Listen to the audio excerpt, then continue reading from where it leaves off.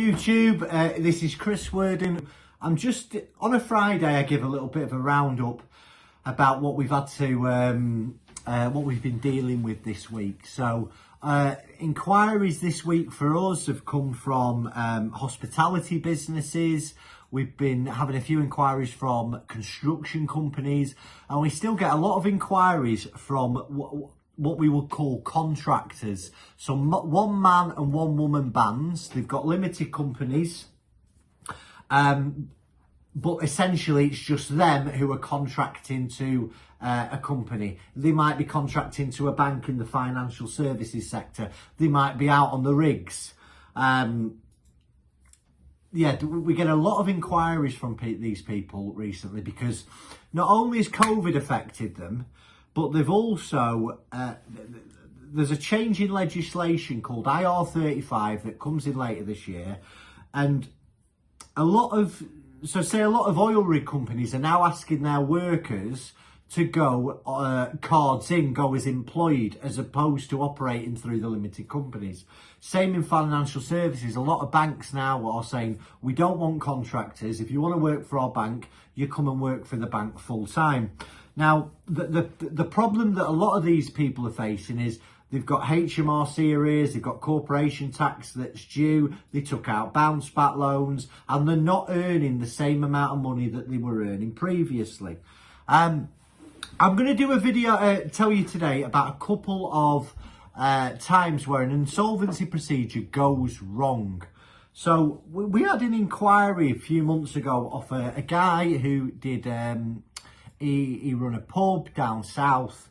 I'll just tell you the position. He owed over £200,000 out, HMRC, energy bills, suppliers, and he was also owed over £100,000 by the company. So you might have heard me talk about overdrawn directors' loan accounts. This guy didn't have an overdrawn director's loan account. His loan account was in credit. So he sold the lease of the pub, and out of the sale of the lease of the pub, he paid himself back £85,000. So you probably sat there at home. If you was a limited company director and the company owes you over £100,000 and you got some money into the bank, would you pay yourself the money back, or would you pay yourself some of the money back? I bet a lot of you would. That would become a problem. It's called a preferential payment. So, a couple of months after he'd sold the lease of the pub, I don't know if he's found me on LinkedIn or on Google, but he's rang me, we're having a chat, and I've said, listen, we'll call him John, just to keep his identity secret. We said, John, listen, you're probably best putting the company into voluntary liquidation. Now, we're talking, and obviously we're getting to the price. I said, right, well, it's £5,000 plus VAT.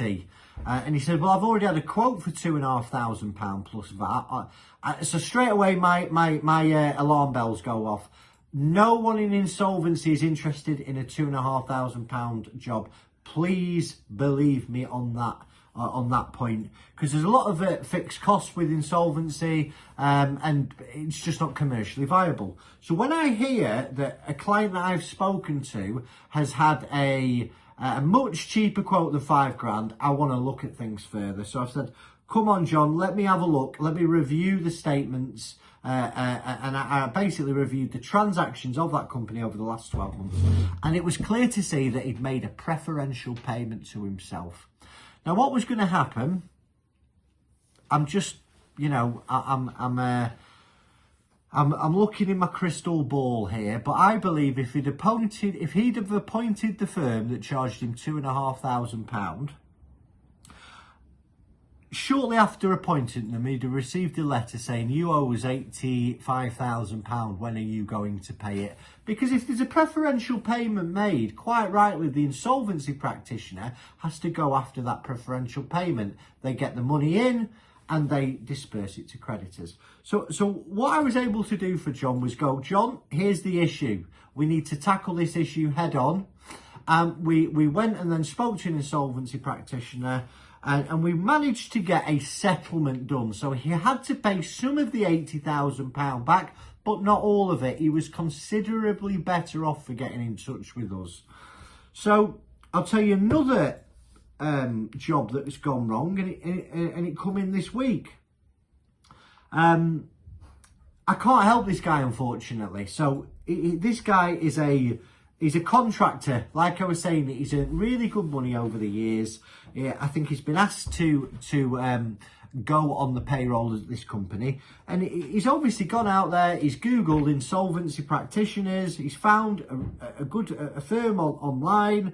They've charged him £5,000 plus VAT, but what he's not checked is, has he got an overdrawn director's loan account? Sadly, what's happened for this chap is a couple of months later, I'm looking at the legal letter now, the insolvency practitioner are demanding his outstanding balance on his director's loan account is £75,000.